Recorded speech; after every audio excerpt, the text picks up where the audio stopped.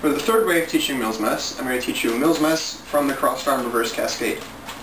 Now this is really just another way of getting to that windmill transition that Mills Mess is actually made up of. And this is another place I noticed it pops up in common juggling patterns. So you're going to start out doing a cross arm reverse cascade. What you're going to want to end up doing is switching to the opposite crossed arm reverse cascade. Some of you may already do this naturally. I happen to already do this naturally, that's how I noticed it. But if you don't do it naturally, what you're going to want to do is catch one of the balls when it gets to your right hand. I'm going from right hand on top. When one of these balls gets to your right hand, you're going to chuck it all the way across the pattern, unwind your arms, and recross them the other direction. Now after throwing all the way across the pattern, you're going to start to unwind. Your right hand is going to be free and it's going to catch the last ball your left hand threw. You catch that left hand ball and cross under it. Your left hand is going to catch the last ball your right hand threw. See that?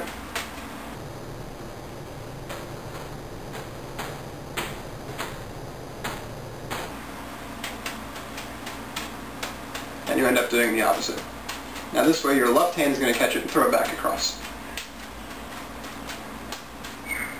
So what you're going to want to do is practice this switch both ways, and then eventually, just like the windmill's method of learning Mills Mess, you're just going to shorten the amount of time you're doing the intermediate pattern, which is the cross arm reverse cascade, and eventually you should get to a point where you're constantly throwing the same ball back over the pattern, which is the leading ball in Mills Mess.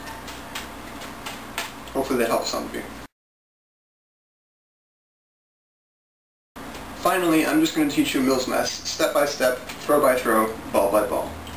The hand motion, with no throws involved, is pretty simple. You start with your arms crossed, uncross them, recross them the other way. That's basically it. Alright, now the first throw, you're going to hold it on top of your crossed arm position, and as you start that unwinding motion, you're going to throw it up and catch it in your other hand when you're done rewinding. So this ball will always be caught by the hand that's on top of your crossed arm position. Now the second ball goes in your other hand, and you're going to do the first throw like usual, and once you reach this position, where your hands are completely unwound, you're going to throw from your left hand. This second ball will be caught when you're done rewinding from underneath your crossed arm position.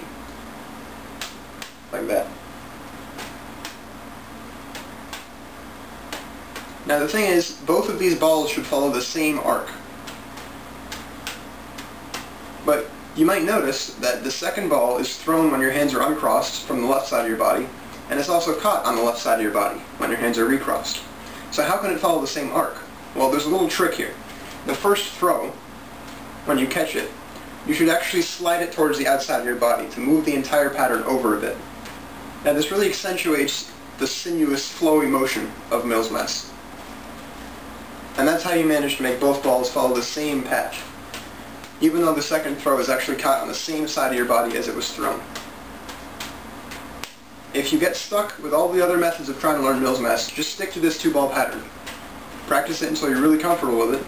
And it looks kind of like Mills Mess by itself, so maybe you can impress people like this, who knows. But that's your little stepping stone halfway there. Now the third ball. You're going to put the third ball in your right hand, cross your arms like usual. The first two throws are of course the same, except before catching that second ball, you're going to do a third throw. Okay? So once that ball is up there in the air, you're actually going to reverse your throws from the other side of your body. So right now, all three of your first throws follow the same arc this way. Now you're going to make three throws from this side. Now there is a danger of collision here, because the third ball is still hanging up in the air there, and you want to throw the hand that's on top back across the pattern.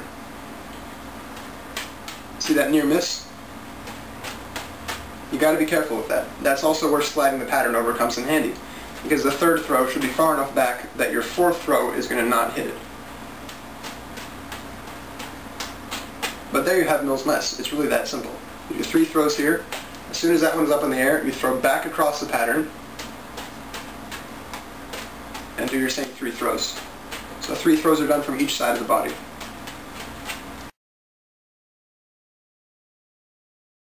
Now some general tips for Mills Mess learning any way you want. Again, you want all three balls to follow the same arc, if possible. Don't always do that perfectly, but it looks really nice if you do that properly. You want to catch that leading ball and really slide it over.